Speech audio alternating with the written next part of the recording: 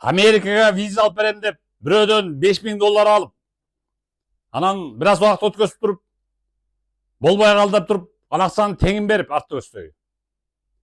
Бул эмне деген бизнес ачып алгансың, я? Улан Маратбеков. Мына фотографиясын көрүп койгула. Бул бизнес эмес эле, алдамчылыктын анык түрү го. Элдин акчасын жыйнап алып эле, аны кайра теңин артка берип, виза болбой калды, кандайдыр бир себептерден. Украиндар подвели, же посольство отказ берди.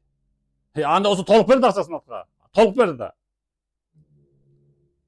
Жакында да сен бирөөнү ошентип алдап кетсиң, Улан Маратбеков. $5000 алыпсың да Америкага деп. Теңин артка берипсиң. Теңин берилбейт, договордо ушундай депсиң. Ал эмне болгон договор сеники? Тез келжебет артка берип кой.